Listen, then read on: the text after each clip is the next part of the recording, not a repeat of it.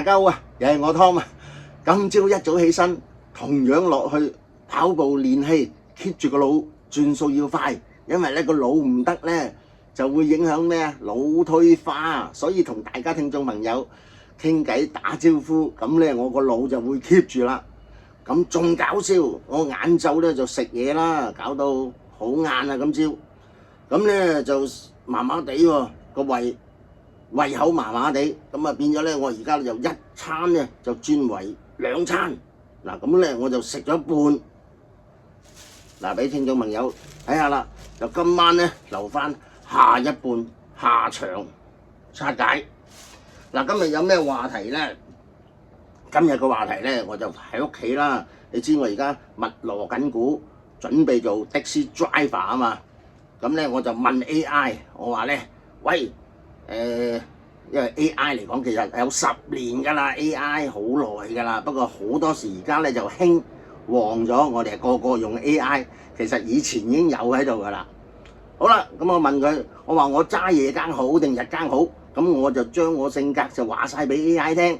咁我點樣講咧？我就話咧，我好中意整潔，好中意執垃圾，好中意掃地，好中意乾乾淨淨。跟住 A.I. 嘅答案就話咧，我個人係好齊整，即係表面講好嘢啦，係咪？佢話咧就有秩序，咁但係咧可能咧人嘅嘢就好得意啊！我只不過係浮現表面㗎咋，即係好多陰暗嘅一面 A.I. 先講俾我聽。佢話咧我咧係憂慮，個人係要想快靚正去完成一啲嘢。咁我亦都同佢講喎，我話我成日抌垃圾嘅。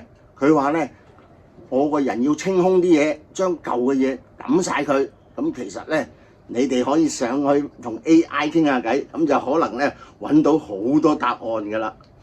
咁好啦，仲搞笑，我話睇睇下一個 YouTube 係關於的士司機，就唔係香港嘅，係台灣嘅。原來台灣的士大部分係黃色㗎，好多個黃車喺度㗎。咁咧。個的士司機咧一樣係做直播緊嘅。咁好啦，咁我就睇睇台灣有幾多人口咧？都有2300萬咁多啊！咁我都係睇 AI 嘅啫。咁你哋到時 fact check 下，真係確認下。你知我年紀大啊，機器壞，眼又聾，眼又矇啊，耳又聾啊，真係。咁你哋睇睇先。嗰啲考牌有個牌咧，持有幾多人咧？都有成10萬人喎。不得了啊！咁仲有一樣嘢，我睇翻佢哋嘅入息係幾多咧？原來嘅入息咧係只係6、7千蚊至8千蚊左右到，唔高㗎。再睇翻原來比較香港嚟講，香港的士司機佢人工大約有25000、26000，即係話佢8千蚊嘅3倍，係咪啊？大致上啦，大概啦，一個粗略啦。咁你香港人口有幾多咧？大約750萬。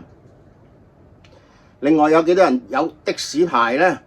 哇！香港人你知道好穩陣啦，係唔係都考定先啦？都有成21萬到啦。咁好啦，咁原來有幾多人揸車咧？係有45000到啦。即係喺個街嗰度碌街啊，有啲牌啦，我就唔好計嗰啲咩白牌啊，諸如此類啦。兼且嚟講，佢哋揾嘅人工係幾多咧？都有接近有25000蚊到嘅啫。咁你話喂，咁啊好好啦，好過台灣啦。咁但係你諗下台灣嘅生活水平、生活水準、租樓物價係咪平過香港啊？咁我再問 AI 喎，我話喂，邊度生活啊、舒適啊、人工啊，同台灣比較下，點生活好啲咧？原來佢話台灣揸住架車好悠遊，好舒服，住嘅環境好舒服，物價平，即係佢咁講啊。咁你哋 fact check 下啦。咁我就咁樣諗啊，突然間個靈光，我諗起，哇！你知我好中意聽音樂㗎啦。咁我而家網上咧就揾一啲係免費嘅音樂，即係冇版權嘅音樂。咁啊有時咧可以播俾大家聽啊。如果遲啲我做的士司機嘅時間，我可以一路播住，因為變咗冇咗版權咧，就冇個侵權啊嘛。咁好啦，就揾到一個資料，你哋又係 fact check 啊，就係王傑。嗱，王傑以前咧又喺台灣啊，又係揸的士嘅。咁佢咧就未揸的士嗰陣時咧，大概係87年到啦，哇，都幾廿年啦，幾廿年前啦。咁佢咧就原來咧就有個女嘅，一個大女，因為佢17歲過去台灣咧，19歲當兵，跟住當完兵之後咧出嚟咧就老婆走佬，咁變咗咧佢要照顧個大女，就唯有揸住個的士，都捱咗4-5年啦陰公。咁佢記得咧就話間唔中咧帶個大女出去，一碗麵2粉食，咁而家個大女好生性，你知台灣有啲滷水蛋咧，都留隻蛋俾個爸爸食。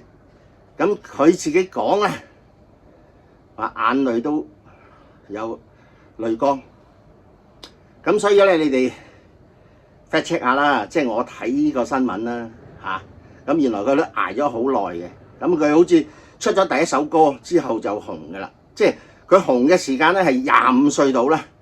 咁你哋可以睇睇網上資料為之準確。我純粹咧立一立講翻俾大家聽。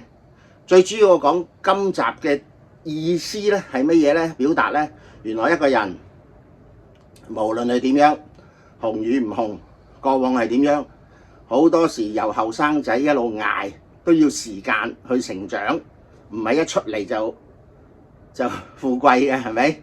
甚至乎可能捱咗好多年都唔富貴，但係都係嗰個人嘅經歷。做人真係唔簡單。好啦，今日唔長氣，講住少少我個人表達嘅心意俾大家聽。下次有咩最新資料咧，又同大家分享。多謝各位，拜拜。